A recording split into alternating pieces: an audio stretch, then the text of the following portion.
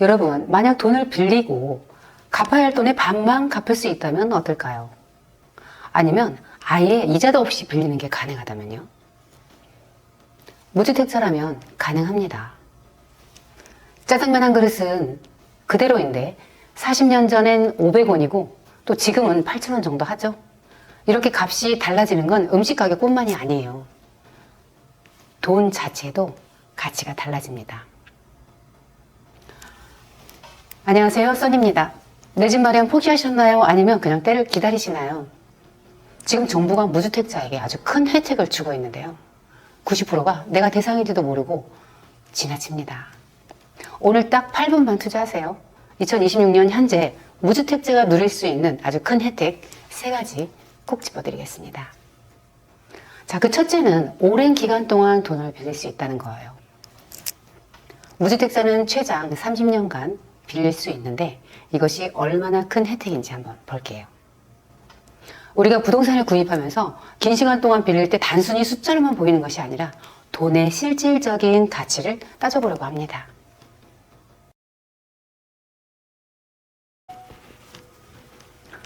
대출금리가 연 4%일 때 3억 원을 30년간 빌리게 되면 매달 지불해야 하는 원금과 이자는 약 143만 원입니다. 총 원금 3억 원을 빌리고 이자는 약 2억 1,550만 원. 합해서 30년간 갚는 총 금액은 약 5억 1,550만 원입니다. 우리나라가 물가 통계가 잡히기 시작한 1965년부터 2025년까지 계속 물가가 상승했거든요.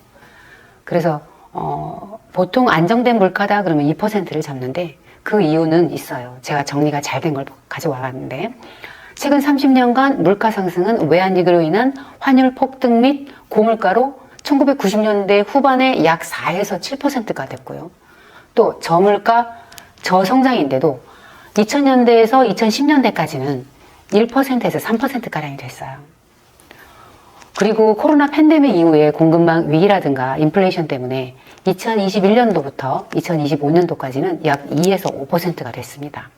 그래서 우리가 안정된 물가다라고 하면은 물가 인상률을 2%로 봅니다.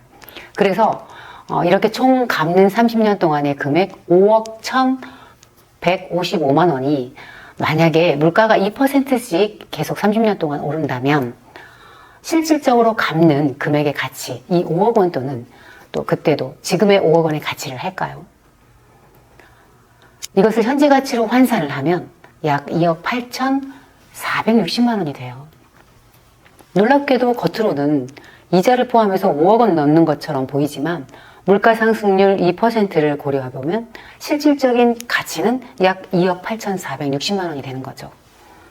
자, 왜 이런 결과가 나왔을까요? 시간이 흐를수록 화폐 가치가 떨어지기 때문입니다. 대출 초기에는 143만 원이 좀 큰 부담이 될 수 있지만 물가가 많이 오른 20, 30년 뒤에는 훨씬 가벼운 금액이 됩니다. 만일 고정금리가 4%가 아닌 2%로 빌린다면 어떻게 될까요? 결과는 이보다 훨씬 드라마틱해요. 물가 상승률 2%와 또 대출금리 2%가 같아지는 이 상황, 사실상 실질 이자는 제로에 가깝기 때문이에요. 대출금 3억 원, 30년간의 기간 동안에 연 2%로 이자를 내고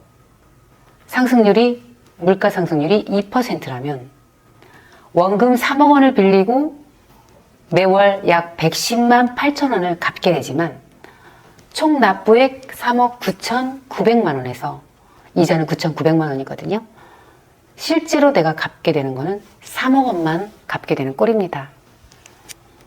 수학적으로는 9,900만 원이 존재하지만 경제적 실질 가치 측면에서 보면 이자를 한 푼도 내지 않는 꼴이 돼요. 물가가 만약 이자율보다 더 높게 오른다면 오히려 돈을 벌면서 갚게 되는 상황이 됩니다. 금리와 물가 상승률이 같기 때문에 연 2%로 30년간 받는 이 대출금은 공짜에 가까운 대출이 됩니다. 그리고 30년 뒤에 이 110만 원은 지금의 50만 원이나 60만 원 정도의 그런 부담이 덜 될 거예요. 제 고객 중 한 분도 빚을 낸다는 것이 참 큰 부담이 있는 분이 계셨는데, 앞으로 물가는 올라갈 것이고 월급은 지금과 큰 차이가 없을 것이지만 또 집값도 오를 거라고 생각이 드는 거죠. 자, 그런데 당장 갚는 빚은 좀 부담스럽겠지만 이 30년간 갚아나가는 동안 주택값도 오르고 또 결국 길게 시간을 잡으면 실제로 갚게 되는 돈은 적을 거라는 걸 이해하신 거예요. 자, 그래서 결정을 내리셨습니다. 주택을 구입하셨어요. 다음은 대출 이자에 대한 부분입니다. 빌리는 돈에 대한 이자 비용인데요. 바로 이자율 혜택이 무주택자들에게는 아주 큰 혜택입니다. 2026년 현재 시중금리는 4%대거든요. 무주택자가 정책자금으로 빌릴 경우에는 2%나 3%도 가능해요. 이것이 얼만큼의 차이인지 한번 계산해 보았어요.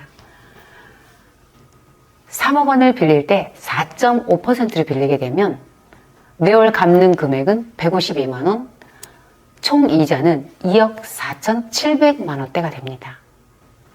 만약에 이 3억 원을 2.2%로 빌리게 된다면 매월 갚는 금액은 113만 9천 원, 총 이자액은 1억 1,117만 원이 됩니다.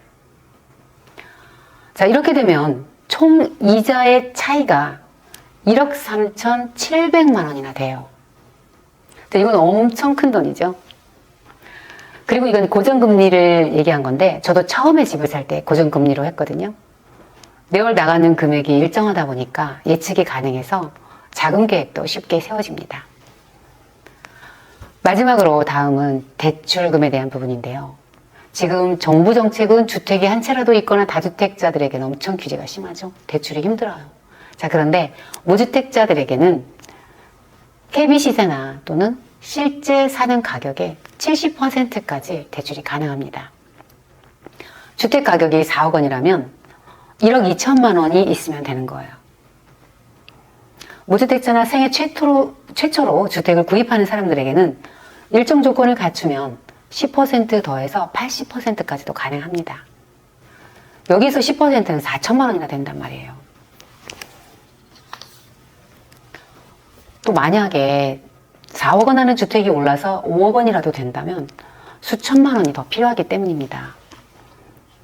일반 물가와 부동산 가격의 상승은 특수한 경우를 제외하고는 대략 비슷한 상승률을 보이는데요.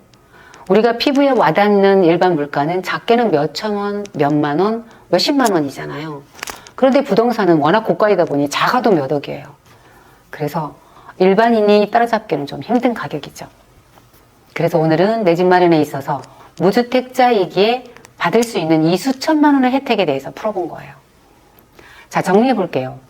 첫째는 상환 기간을 최장으로 길게 30년까지 받을 수 있다는 거. 이것이 물가 인상과 연동되었을 때 얼마나 큰 혜택인지 알아보았고, 자, 두 번째는 이자율을 낮게 받는 것이 실질적으로 얼마나 금액으로 차이가 나는지 알아보았어요. 또 세 번째는 뭐였죠? 대출금을 최대로 받을 수 있는 거. 실제 가격이나 KB 시세의 70%까지 받을 수 있다는 거.